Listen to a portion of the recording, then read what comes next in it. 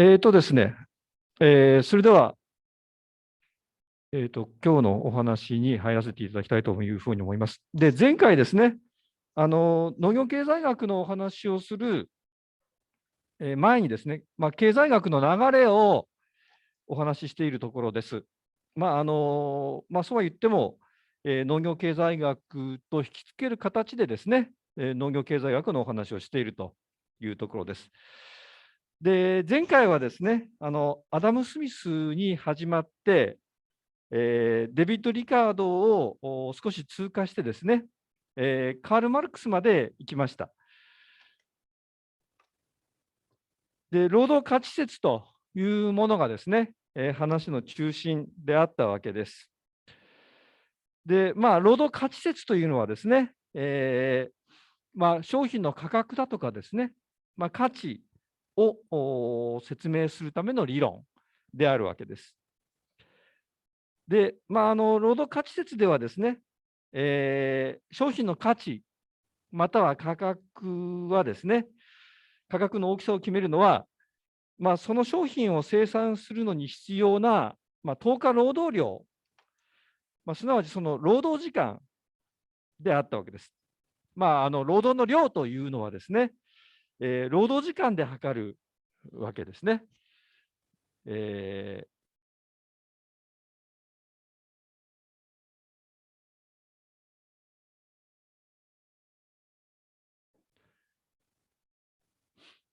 で、この労働価値説をですね、リカードは、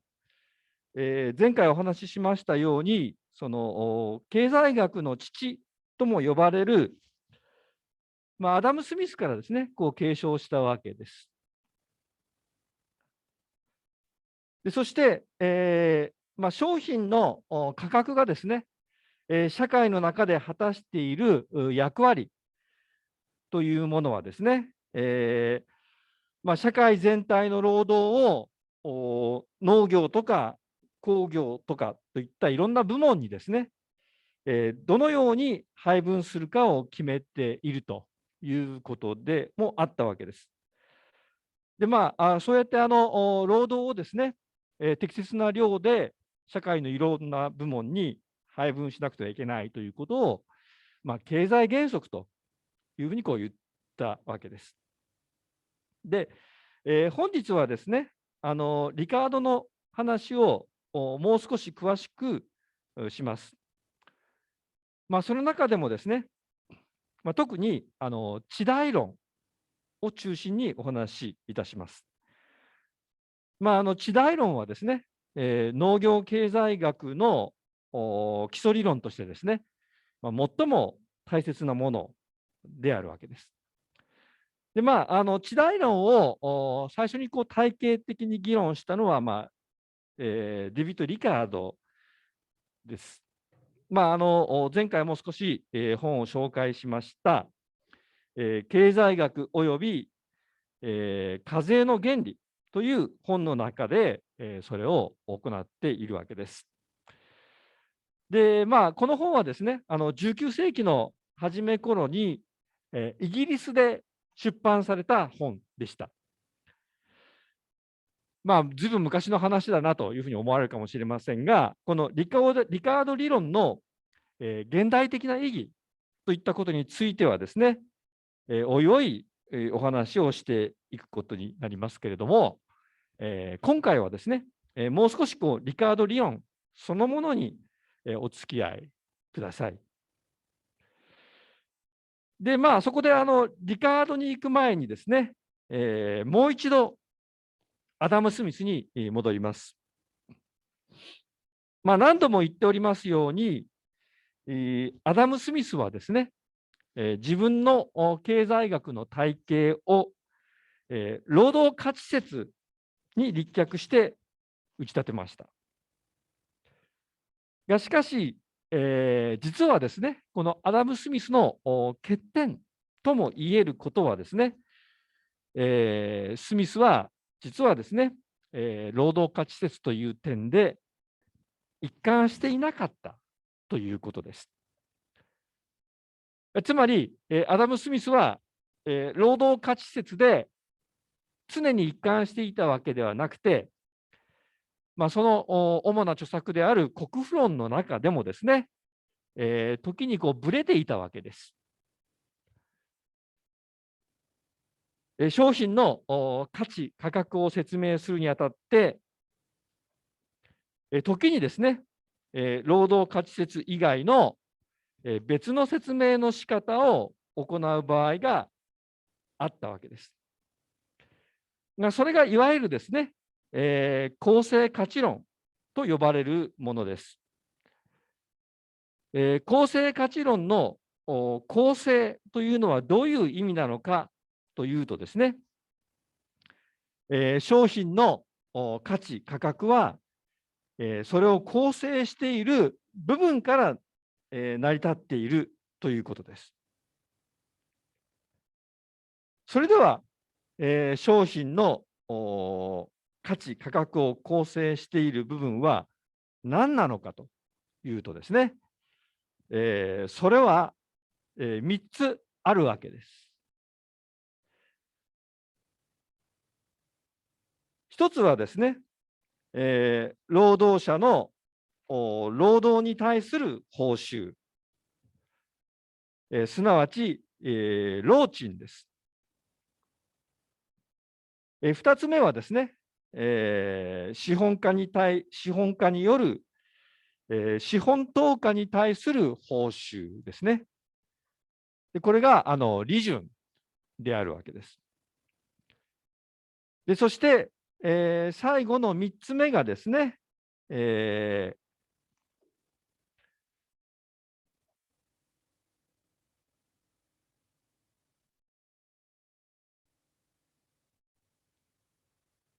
最後の3つ目が土地所有者からのですね、土地の提供に対する報酬である地代であるわけです。資本制社会にはですね、大まかに言って、3つの階級がいるわけです。つまり、労働者、資本家、地主、こういった3つの階級がいるわけです。ですから、商品の価格、あるいは価値もですね、3つの部分からなっているというわけです。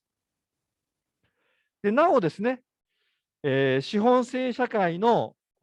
三大階級がですね、労働者、資本家、土地所有者であるというのはですね、当時19世紀前半のイギリスの状況を反映しているわけです。今、私は3つの階級がいると言いましたけれども、そのうち、労働者というのは一体、何でしょうか。労働者というのはですね、人に雇われて自分の労働力を売り、そして、雇われた人のもとで労働を行い、さらに、行った労働の報酬として、賃金、サラリーを受け取る人々、階級であるわけです。それでは、資本家とは何なのかというとですね、えー資本家というのは、自分の資金、資本を事業に投下して、そして、投下した資本で、労働者を雇いながらですね、事業活動を行っている。そして、事業活動の結果、果実として、利潤を得る人、人々、階級です。そして、資本制社会の基本的な階級はですね、今言った、労働者と資本家なんですけれども、現実にはですね、その他に、土地所有者がいる。それでは、土地所有者、地主は何をするのかというとですね、土地所有者、地主というのは、土地を、自分の持っている土地を貸し出す代わりに、その貸し出した土地の、代価として地代を受け取る人々、階級であるわけです。地代というものはですね、土地を主な生産手段にしている農業で、極めて重要な意味を持っているわけです。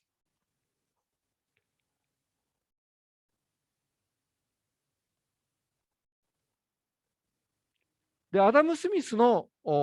価値構成論によるとですね、労働価値説ではなくて価値構成論によると、商品価格を構成している今言った3つの部分、つまり、労賃、利潤、地代は、それぞれがですね、こう独立に決まる。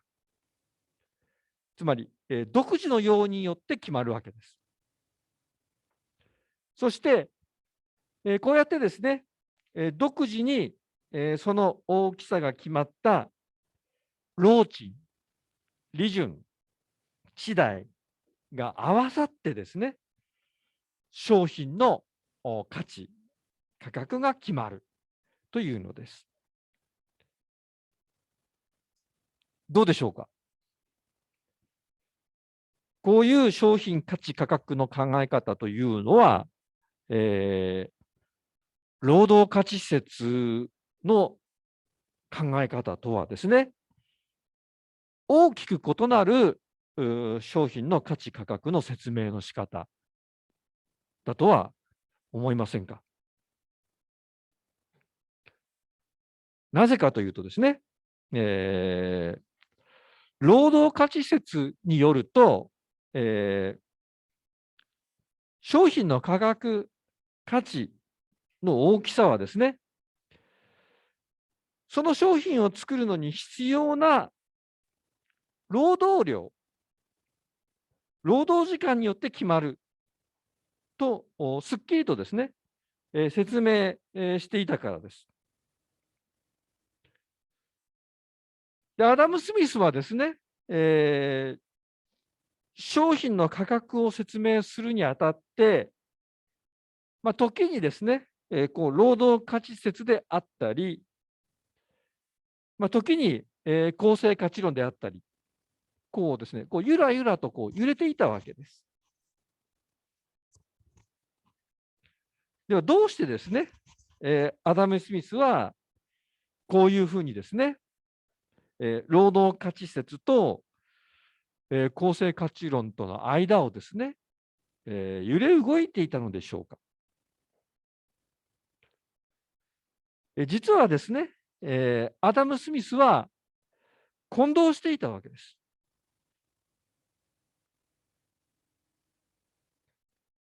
何と何を混同していたのかというと、一つはですね、商品の価値価格のこう形成の問題、商品価値価格が作り出されるということの問題、そういう問題と、えー商品が売れた後でですね、どういうふうにして、その売れた商品の代金として得られたお金がですね、3つの階級の間で所得として分配されるのか。こういうですね、商品の価値の形成の問題と分配の問題、この2つの問題をですね、混同していたわけです。つまり、労働価値説はですね、商品の価値、価格の大きさが、どういうふうにしてですね、形成されるのかという問題なんですけれども、それとはですね、一応別次元の問題として、今度はですね、商品が売れた後で、つまり、商品の価格価値が実現された後でですね、商品の販売の結果得られた金額が資本制社会の三大階級の間にどういうふうにして分配されるのか、そういう問題がですね、別に問題としてあるわけです。分配の問題というのはですね、商品の販売金額がどのようにして、先ほど言った労賃、利潤、地代に分かれていくのかという問題であるわけです。アダム・スミスはですね、この価値の形成の問題と、それから価値の分配の問題をですね、明確に分けて考えなかった。ですから、労働価値説とは異なるですね、公正価値論という、商品価格の形成の考え方をですね、持ち出してしまったわけです。がしかし、リカードはですね、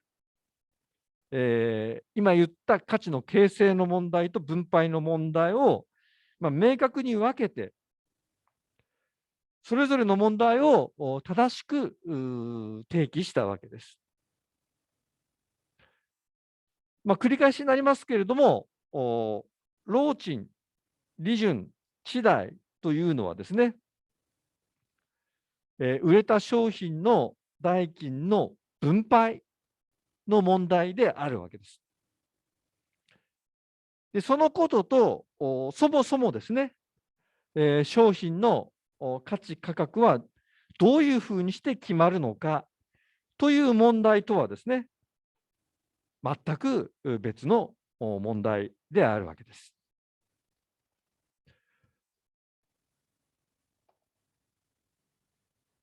で、リカードはですね、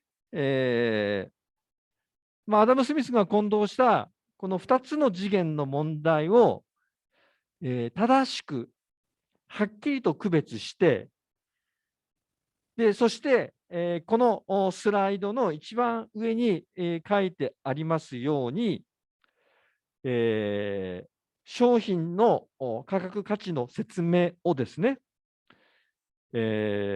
労働価値説で、守備一貫したものに、するわけです。つまり商品の価値価格というのは、10日労働量によって決まるという考え方をですね、どこでも守備一貫させるわけです。でその一方で、リカードはですね、商品が売れた後の代金の分配の問題もですね、それはそれとして考えます。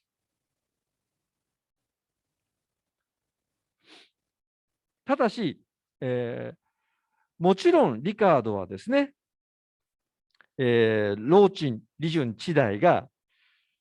それぞれ、独立に決まるとは考えません。これなぜかというと、繰り返しになりますが、リカードにはですね、商品の価格価値というものは、労働価値説によって、投下された労働量によって決まるというですね、そういう大前提があるからなんですね。ですから、リカードによるとですね、労働者と資本家と、それから土地所有者とはですね、商品が売れた後の代金から自分たちの所得を、それぞれ労賃、利潤、地代として受け取るにあたって、総額がですね、その10日労働量によって与えられたものをですね、お互いに取り合う関係にある。つまり、今言った3つの階級は、お互いに対抗関係にあるということになるわけです。アダム・スミスの構成価値論ではそういうことになりませんね。労賃、利潤、地代はそれぞれ独立に決まっている。だから、ある与えられた量を取り合う関係にあるというふうにはならないわけです。しかし、リカードは、そうではなくて、この3つの階級はですね、資本家、土地所有者、労働者という3つの階級は、ある与えられた総額からですね、えー自分の取り分をなるべく多く取りたいということは、他の階級の取り分が減ることである。そういうような関係の中に置かれているんだというふうに認識するわけです。こうしてリカードはですね、ここに書いてますが、階級対立という概念をですね、事実上認識していたわけです。それぞれの階級は、そんなに、仲のいいわけではなくてですね、お互いに与えられた量を取り合う関係にあるのだから、実は、対立関係にあるんだということを認識するわけです。ただ、私、今、事実上認識したというふうに少し含みのある言い方をしましたけれども、というのも、リカードはですね、こういう階級対立ということを明確には主張していなかったわけです。リカードの理論を延長するとですね、例えば労働者と資本家とは仲が悪いということにならざるを得ないということになるんですが、リカードはこのことをそれほどはっきりとは言っていませんでした。ところで、リカードにとってですね、労賃、利潤、地代、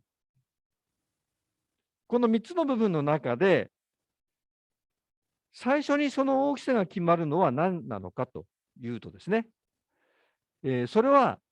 このスライドの中に、上の方に書いてありますように、労賃でありました。なぜかというと、労賃はですね、労働者の生活費の水準によって決まる。そしてそれは、多くの場合にですね、ギリギリの最低限の水準に決まっていた。したがって、それはもう、変動の余地がほとんどないようなものであった。少なくとも当時のイギリスではそうであったわけです。つまり、労賃というのは常にですね、労働者が生活していく上で必要不可欠な生産手段を得るのにちょうど足りるだけの水準に決まっていたので、変動の余地が少なかったわけです。別の言い方をするとですね、労賃は通常はもうこれ以下に下げることができないギリギリの水準に決まっていたので、それ以下に引き下げることができなかった。こうしてですね、商品が売れた後の代金からはまずもってですね、労賃が引き去られる。そして、その労賃が引き去られた後の残りがですね、利潤と地代になる。そういうふうにですね、リカードは考えていたわけです。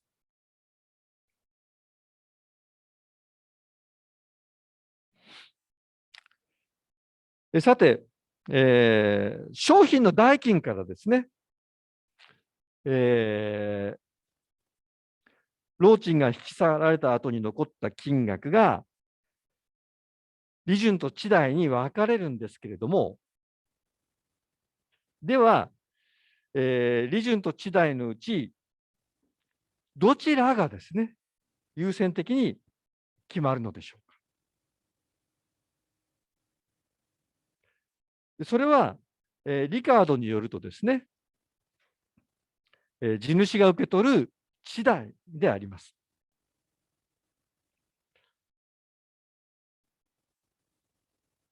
地代はですね、先ほど言いましたように、土地の提供に対して支払われる代価です。では、なぜ利潤ではなくて、地代が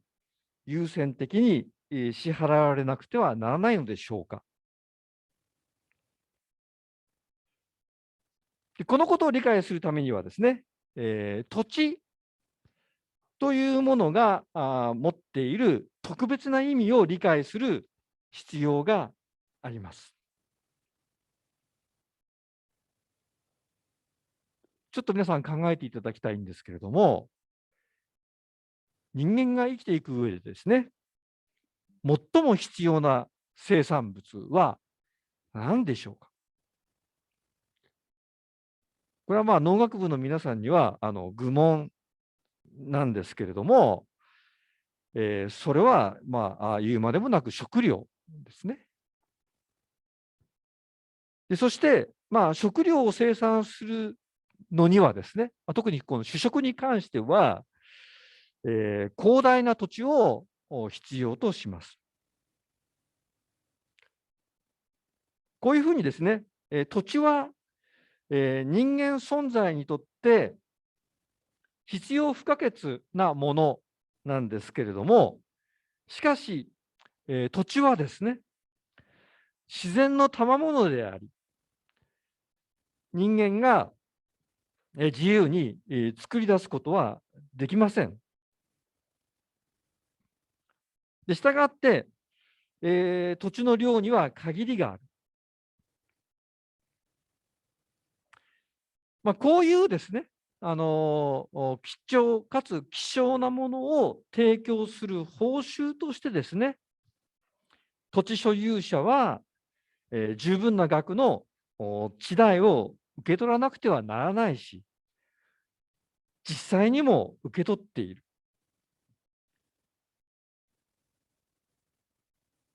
リカードは、そのようにこう考えたわけです。つまり、リカードはですね、人間が生きていく上で最も必要な食料を生産するには土地が必要だから。でそして、土地は、有限なものだから、地代が優先的に、支払われるのだというふうにこう述べているわけです。土地の重要性、そしてその一方での有限性、まあ、こういったことを根拠にしながらですね、リカードは、地代を利潤に優先させているわけです。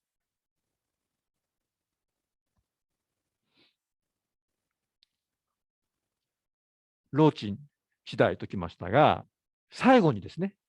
利潤があるわけです。利潤というのは、先ほど言いましたように、資本家、事業主による資本投下に対する報酬であるわけです。が、それは、リカードにとってはですね、商品価格の中から、まず労賃が引き去られ、次いで、利潤が引き去られた、その残余、その残りの部分であるわけです。労賃や地代がですね、先ほど言いましたように、労働者の生存のためだとかですね、あるいは、地代についてはより大きく人間存在の再生産という観点からですね、その地代利潤の大きさが能動的、積極的にですね、決まっていたのに対してですね、利潤の大きさは今言いましたように、商品価格から労賃や地代が引き去られた後の残りという形でですね、いわば消極的、多率的にその大きさが決まっているわけです。それがですね、リカードの考える利潤であるわけです。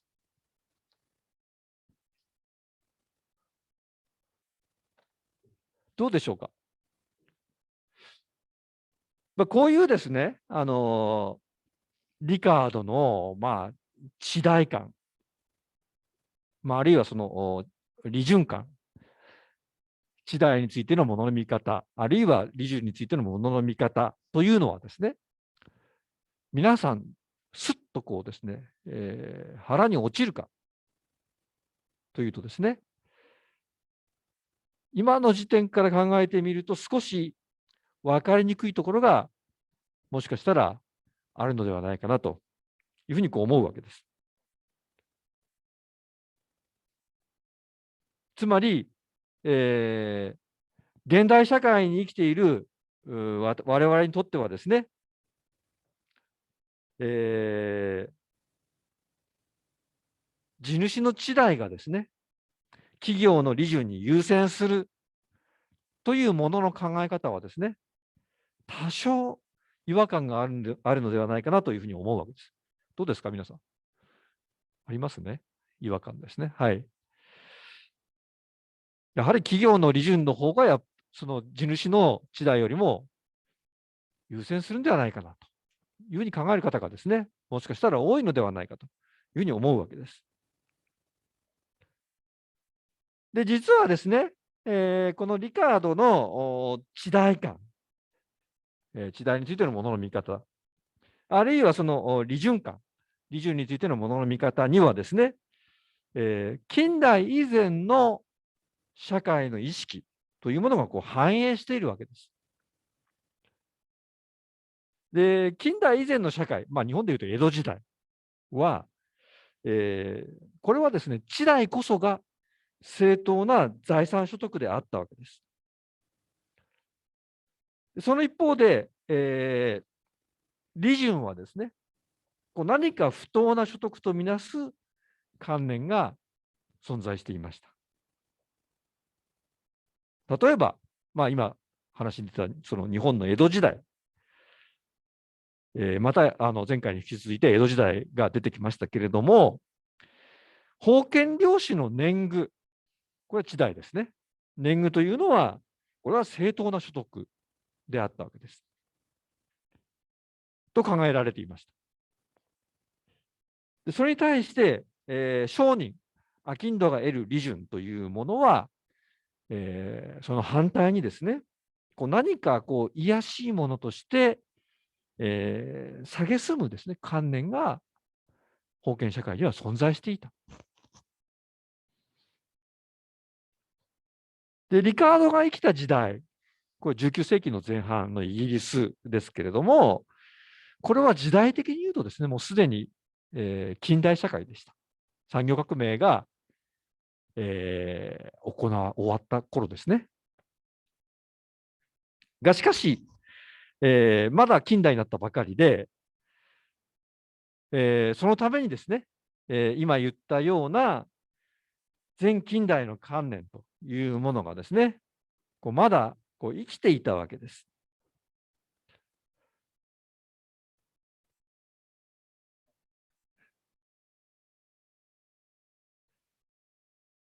はい、それで、リカードの地代論に、ついての説明を、続けていきたいと思いますけれども、リカードの地代論は通常ですね、差額地代論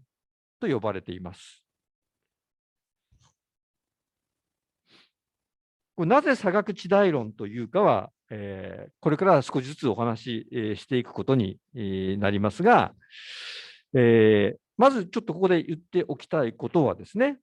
リカードがやったことは、ただ単に、スミスを精緻化、精密化しただけにはとどまらないということですね。リカードは、スミスが展開しなかった新たな議論を展開してですね、経済学の内容をより豊かなものにしていきました。でそれは、とりわけですね、本日これからお話しする差額地代論と、この講義の中では、あまり詳しくお話ししませんが、貿易論という分野で顕著でした。皆さん、貿易論で有名な、比較生産比命題というのをご存知かと思いますけれども、この比較生産比命題は、リカードがですね、最初に展開したものです。先ほど言いましたように、地代論はですね、農業経済学の中でも、極めて重要な分野なので、これからですね、地代論について詳しく説明したいというふうに思います。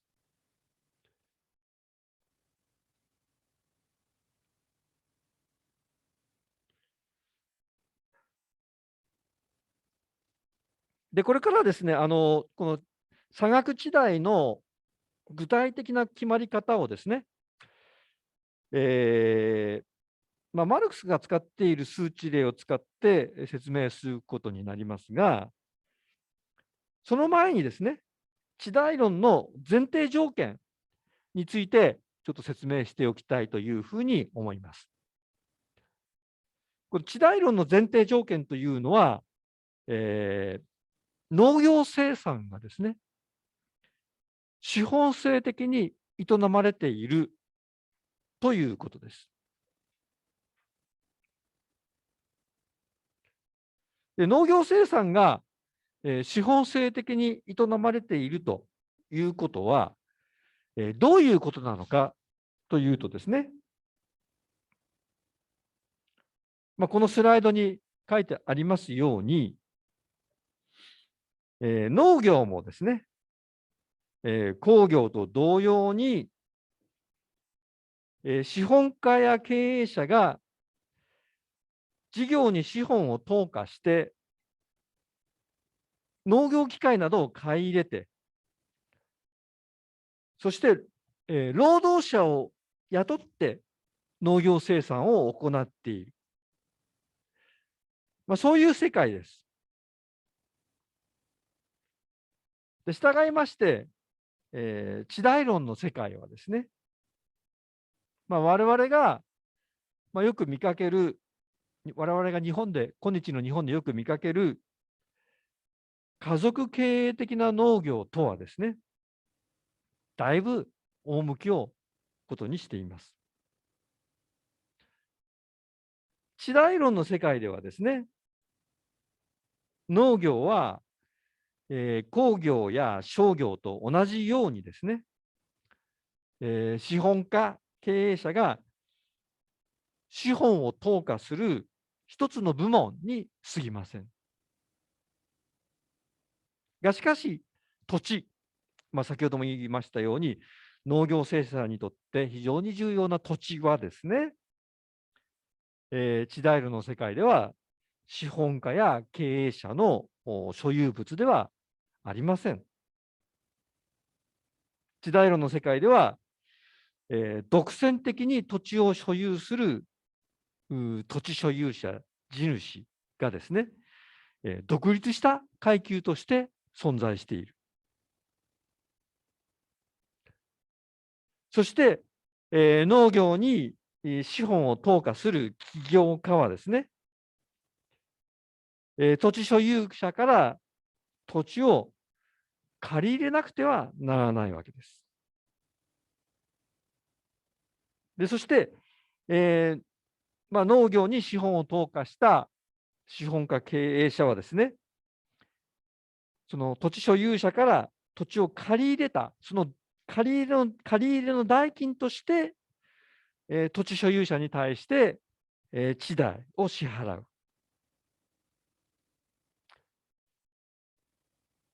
で、地代論で問題にすることは、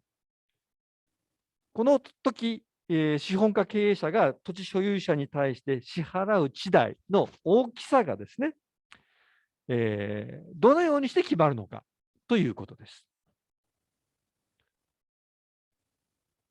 それをちょっと今から具体的にこう見ていきましょうということですね。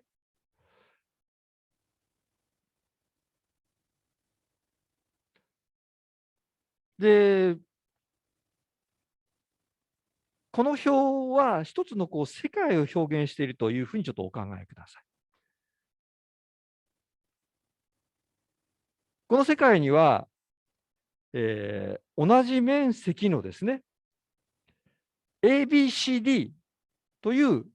4種類の土地があるというふうにこう考えてください。ABCD4 種類あると言いましたけれども、この ABCD、一体何が違うのかというとですね、それはですね、その土地の豊かさが違う。この土地の豊かさのことを経済学ではこう法度と言います。ここに書いてますね。法度。赤字で書いてますが、法度と言います。ABCD の土地はそれぞれ、法度が違うんです。ただ、先ほども言いましたように、面積はですね、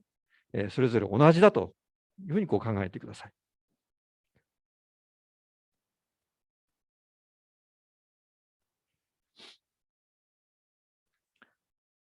ABCD の土地に、土地のそれぞれに同じ量のですね、労働や資本が投下されています。で、このことはですね、同じ量の資本が投下されているということは、この表の中ではですね、右から3列目ですけれども、資本投下がですね、いずれの土地の種類に対しても50シリングであるということにこう示されています。シリングというのはですね、イギリスの通貨の単位ですね。でこういうふうにですね、同じ額の資本が投下されているにもかかわらずですね、この表の世界では、生産物は小麦なんですけれども、小麦の生産量は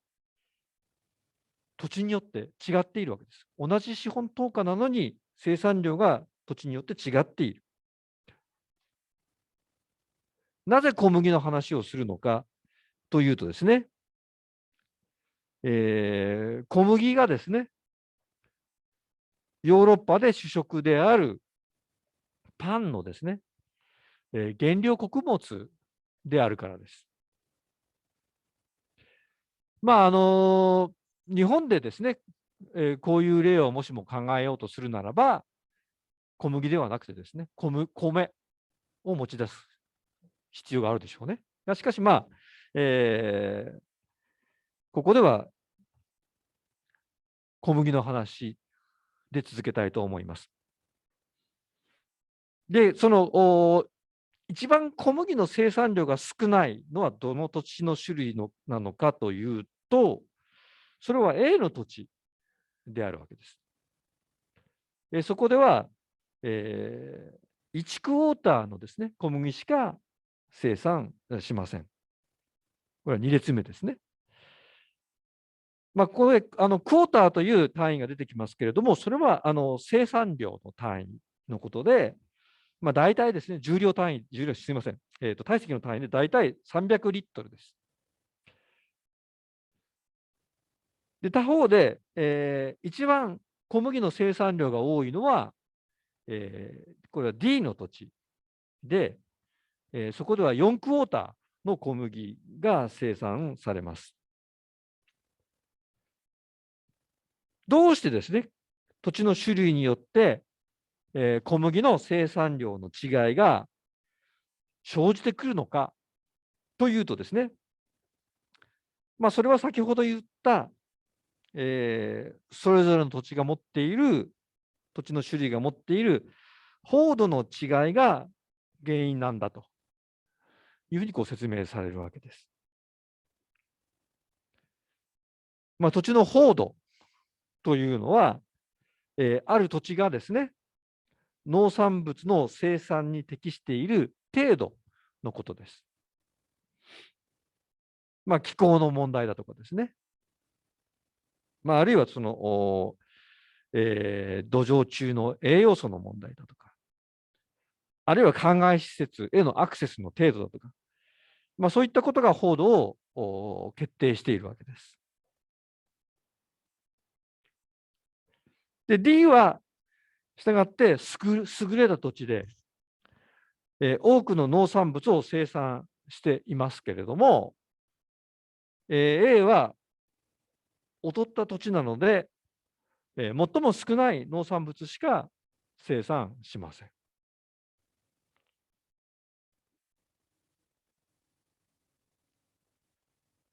それではですね、この場合に、小麦の価格はですね、どういうふうにして決まっているのかというとですね、実は、小麦の価格はですね、このA の土地で生産される小麦の生産費を基準に決まっているというふうにされます。で、A の土地は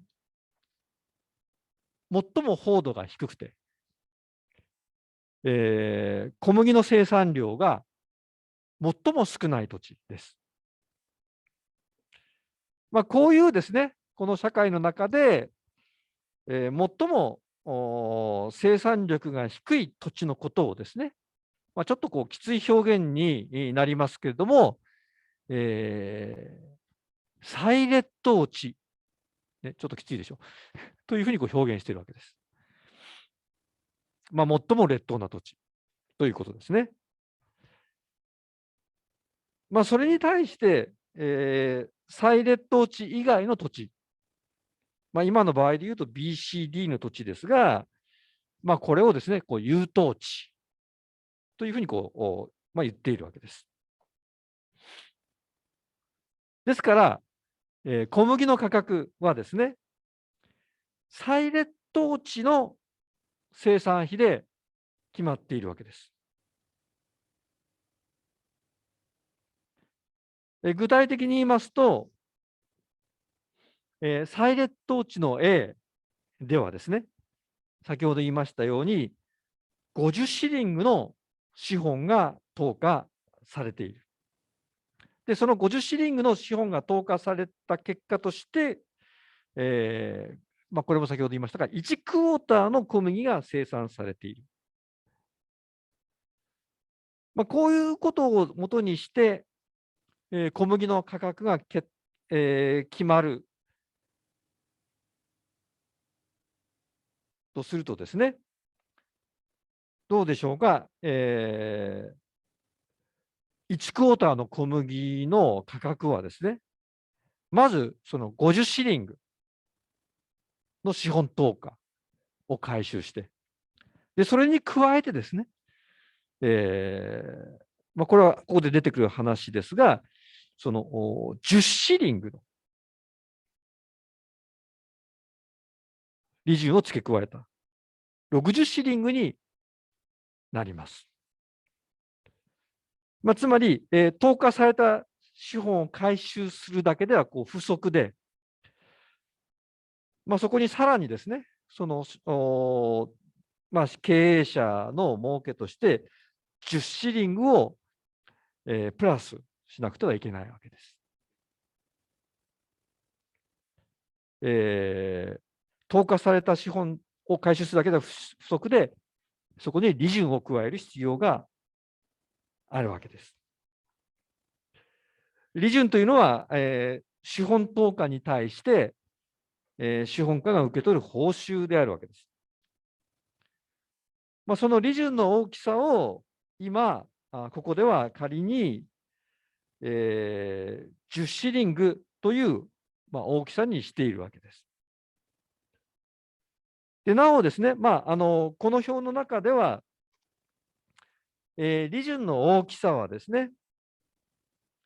すべての資本家、経営者にとって同じというふうに想定しています。で、これはですね、社会の中に、平均的な大きさの利潤というものが成立しているということを意味しています。こういうふうにですね、この平均的な大きさの利潤のことを、平均利潤というふうに言っています。平均利潤の存在を前提にしているということもですね、地代論の世界の、一つの特徴になっているわけです。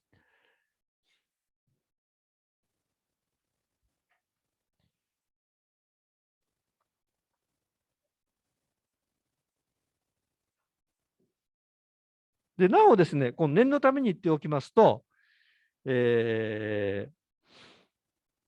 クォーターの小麦の価格がですね、今言ったように決まって、その額が60シリングだとするとですね、A の土地は1クォーターしか生産しないので、A の土地で生産される小麦のですね、その総販売額も1×60 で、当然に60シリングになるわけです。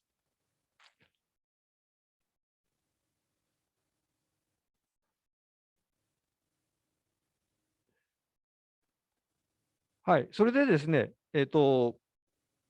クォーターあたりの小麦の価格が、今言ったように、A の土地を基準にしながらですね、60シリングに決まりますと、有当地であるですね、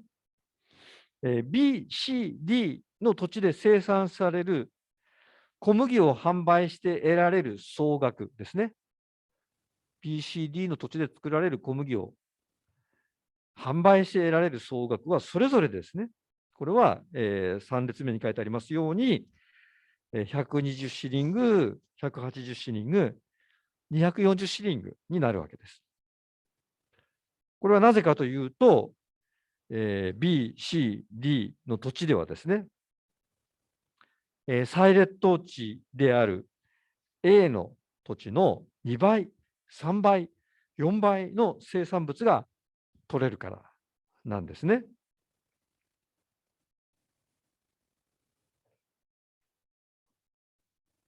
で、こういったですね、有当地の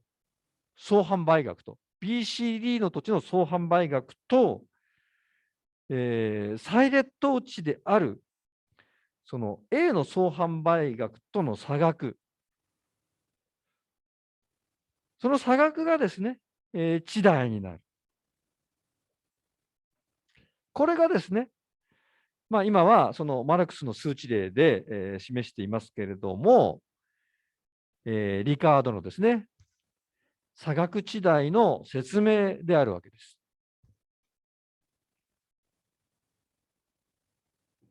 で、地代の額は、BCD の土地で、したがって、その B の販売額、C の販売額、D の販売額と A の販売額との差額ですから、BCD の土地でそれぞれ、一番右の列に書いてありますけれども、60シリング、120シリング、180シリングになるわけです。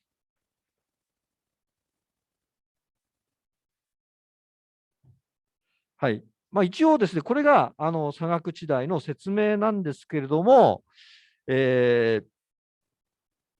さらにですね、いくつか説明することがあると思いますので、それを行いたいというふうに思います。で、まずですね、一つ目は、農産物。今の例で言うと、その小麦ですけれども、その小麦の価格がですね、なぜ、どうして、再列島地の生産費を基準にして決まっているのかということですね。なぜ再列島地の農産物がその農産物の価格を決めるのかということです。これはですね、ちょっと皆さん理解しづらい点なのかなというふうに思いますけれども、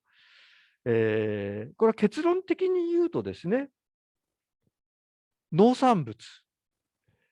とりわけ、主食穀物は、人間が生存していく上でですね、どうしても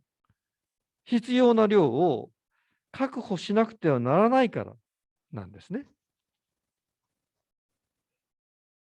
先ほどの表の例で言うとですね、この表の例で言うと、この総生産量、つまりこの2列目の一番下を見てみると、ジックウォーターになっています。このジックウォーターがですね、この社会が成り立っていく上で、この社会が飢えずに生き続ける上で、どうしても必要な小麦の量であるわけです。小麦に対する社会的な需要量。これをなんとか確保しなければですね、飢えが襲ってくる。そう考えてもらっても構いません。では、このジュックウォーターを確保するためにはですね、一体何が必要でしょうか。それはですね、最も劣った、サ列島の A の土地でもですね、生産が行われることなんですね。これ BCD の土地ではですね、小麦の価格が低くても、小麦が安くてもですね、生産することは可能なんです。B だったら30シーリングでも生産できますね。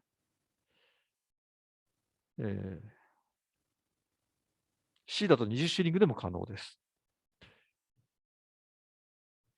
しかし、A の土地では60シーリングでないとですね、小麦が1クォーターあたり、60シーリングでないと生産をすることができないわけです。そして、この、A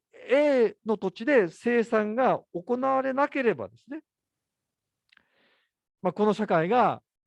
必要としている、ジュックウォーターのですね、小麦を確保することができない。だから、再列島の A の生産費を基準にしながらですね、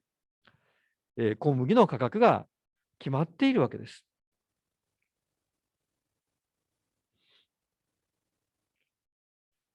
ここにはですね、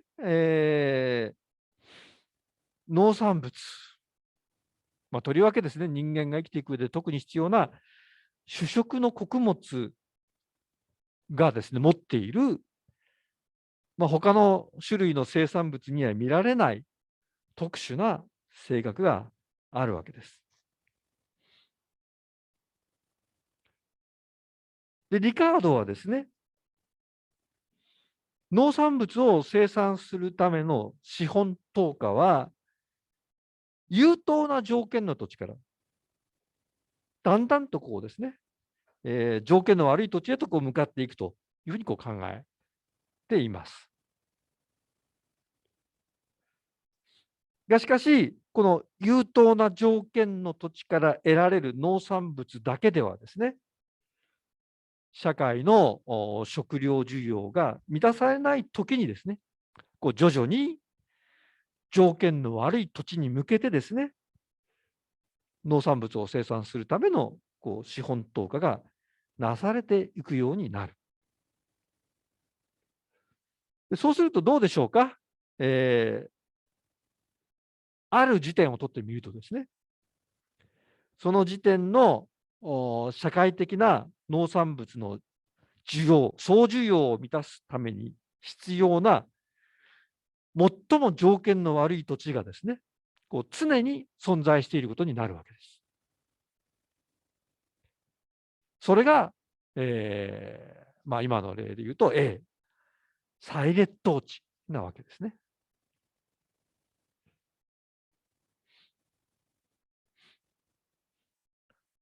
農産物。とりわけ主食穀物は人間が生きていく上で必要かくべからざるものです。ですから、農産物価格はこういう再劣等地への資本投下をですね、可能にするような水準でなければならない。これがですね、農産物価格が再劣等地における生産費を基準にして決まる理由であるわけです。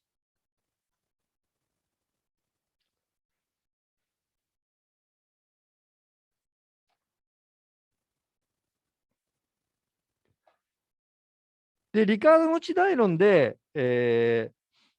もう一つですね、説明が必要であるのはですね、この下の方に、書いてあることなんですけれども、有等地の農産物の販売総額とですね、再劣等地の農産物の販売総額とのこの差額、この表で言うと、だからこのB と A の総販売額との差額ですね。これ60シリング。C と A の販売額との差額。120シリング。D と A の販売額の差額。180シリング。この差額がですね、どうして地代として土地所有者の所得になってしまうのかということですね。どうして経営者の所得にならないのか。どうして、土地所有者の所得になってしまうのかということですね。これはなぜ、それではなぜですね、有等地の農産物の販売総額と再劣等地の農産物の販売総額の差額が生じてくるのか、どうしてこの差額が生じてくるのかというと、それは先ほど言いましたように、土地の豊度、土地の豊かさが違ったからなんです。つまり、土地の優劣が問題であるわけですね。土地の優劣が原因。だから、より良い土地を持っている土地所有者はですね、自分が持っている土地を貸すに際して、より多くの地代を要求する。土地の豊かさが原因なので、豊かな土地を持っている人は、自分の権利としてですね、豊かな土地の高い、賃貸料を要求するということであるわけです。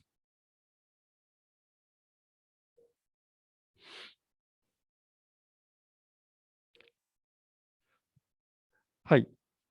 で、リカードはですね、その地代の形成メカニズムについて、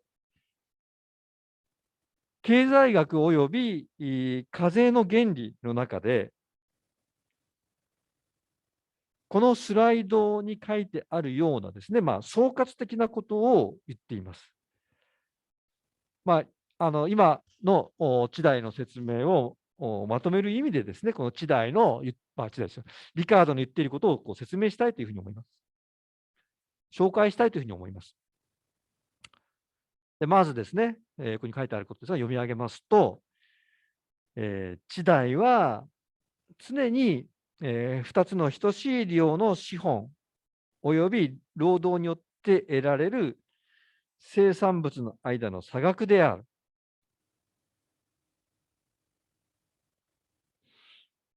つまり、何を言ってるかというと、同じ面積の土地に同じ量の資本や労働を投入してもですね、結果として得られる農産物の量、したがって、その農産物の販売総額はですね、土地によって違っている。で、地代というのは、その差額なんだというふうに言っているわけです。でしたがって、えーその下に書いてあるようなことになるんですけれども、この文章もですね、やはり、経済学および課税の原理からの引用です。読みますと、え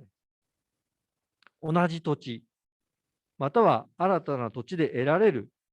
生産物の不当を減少させるものは、すべて地代を低下させる傾向を持つと。そして、この不当を増大させるものはですね、すべて必然的に反対の作用を生み出し、地代を高める傾向を持つ。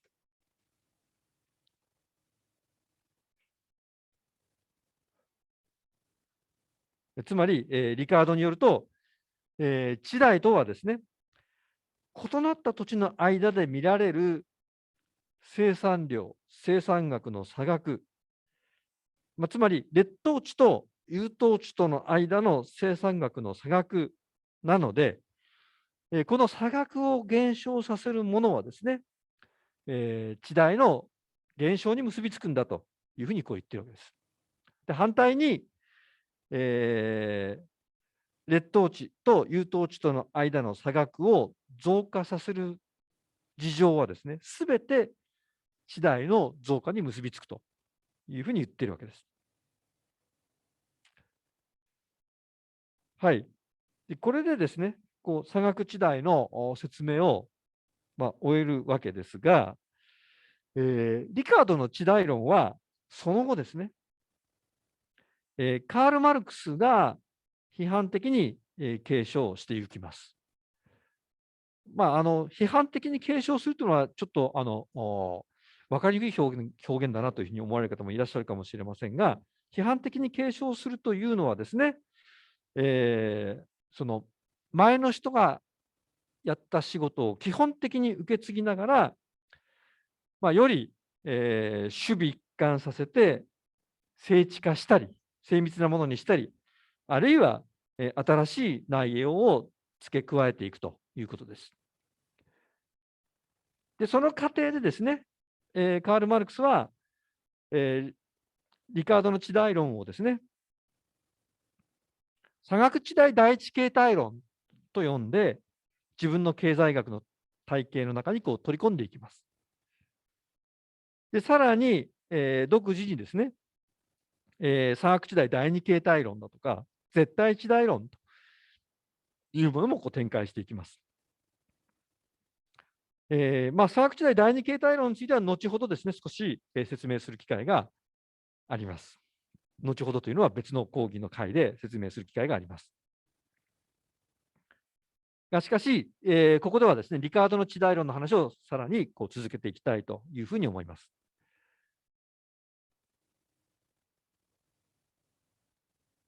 で、ここからの話ではですね、今までの話とは少し、次元が異なる話になります。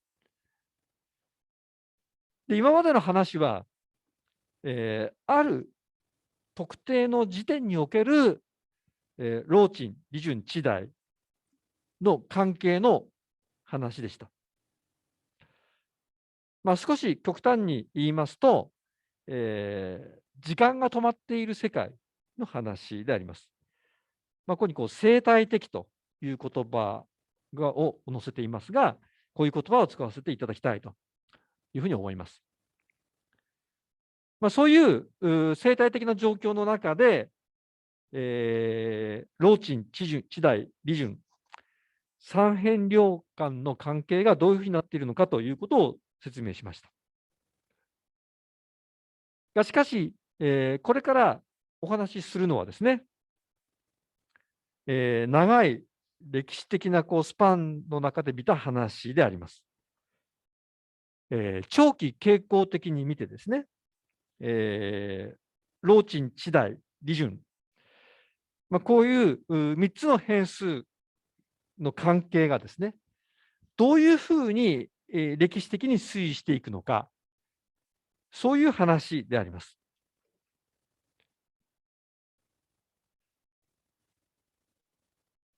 で、講義の最後にですね、長期歴史的な、リカードの長期歴史的な傾向に関する議論をですね、あらかじめ結論的に申し上げますと、それはですね、このスライドの中に書かれてあることに要約されているわけです。上から順番に行きますと、一つはですね、時代とともに農産物価格が上がっていくということです。で、これはですね、私、先ほど老鎮地代利順の話をすると言いましたが、今言ったことは、直接的にはですね、この老鎮地代利順の話をしているわけではないですけれども、価格の話なんですが、しかし、今言ったその3つの変数、老鎮、利順、地代の動きをですね、大元で決定していることなので、最初に紹介しました。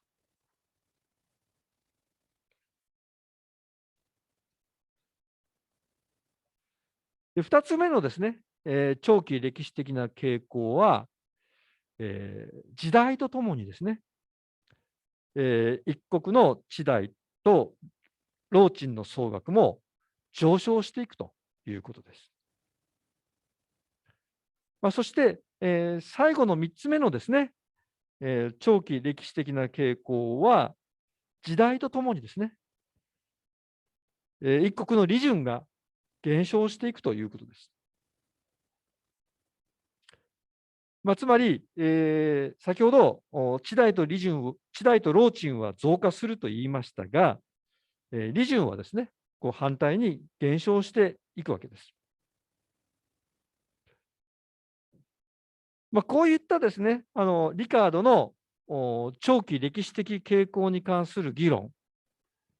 これを今、3つの命題にまとめましたけれども、通常全体として、挙手的動態論ですね、と呼ばれています。で、こういうですね、リカードの挙手的動態論を、